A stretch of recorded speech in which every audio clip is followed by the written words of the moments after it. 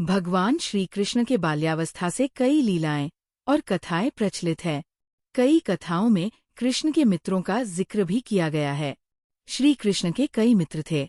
उनके सखा मंडली में मधुमंगल, सुबाहु, सुबल, भद्र, सुभद्र, मणिभद्र, भोज, तो कृष्ण, वरुथप, सुदामा, मधुकंड, अर्जुन, विशाल, रसाल, मकरंद, सदानंद, चंद्रहास, बाकुल, शारद, बुद्धि प्रकाश जैसे कई मित्र थे।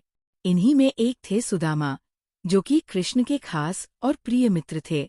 कृष्ण और सुदामा की मित्रता एक मिसाल है।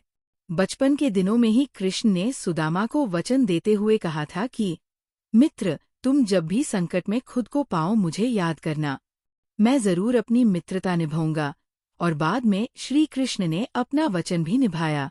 मित्रता का रिश्ता दुनिया में सबसे खूबसूरत होता है, क्योंकि ये रंग, रूप, धन दौलत और भेदभाव से परे होता है। आज के समय में जब भी मित्रता की बात होती है तो सबसे पहले कृष्ण और सुदामा का ही नाम आता है।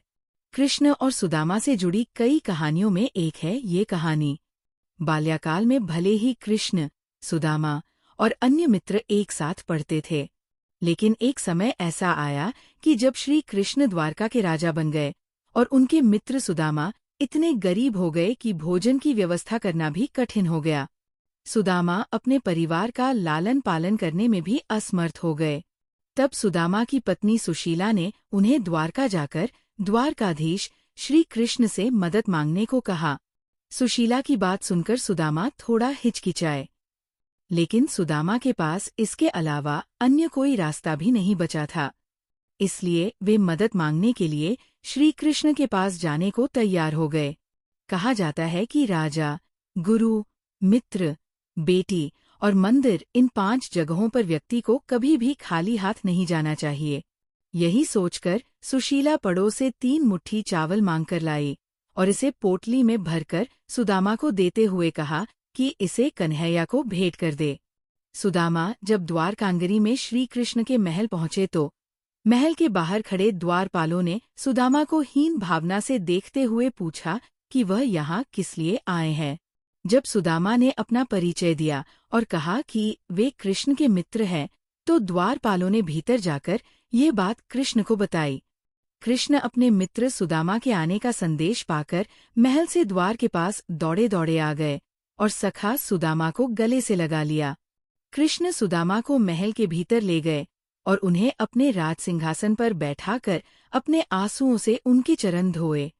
कृष्ण को देख उनकी पटरानियां और महल में मौजूद सभी लोग आश्चर्यचकित रह गए। सभी ये सोचने लगे कि द्वारकाधीश ये किस व्यक्ति के चरण धो रहे हैं। कृष्ण ने वहां मौजूद सभी लोगों को बताया कि ये उनके सखा सुदामा है।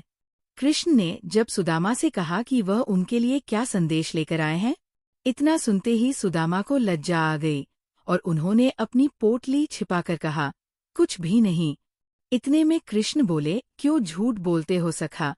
क्या आज भी बचपन की तरह तुम मेरे हिस्से के चावल खाना चाहते हो? ये कहते हुए कृष्ण ने खुद ही सुदामा से वो पोटली ले ली और चावल खाने लगे। जैसे ही कृष्ण ने एक मुट्ठी चावल खाई, तो इसके बदले उन्होंने सुदामा को 1 लोक की संपत्ति दे दी। इसके बाद कृष्ण ने दूसरी मुट्ठी चावल खाकर सुदामा को 2 लोक की संपत्ति दे दी।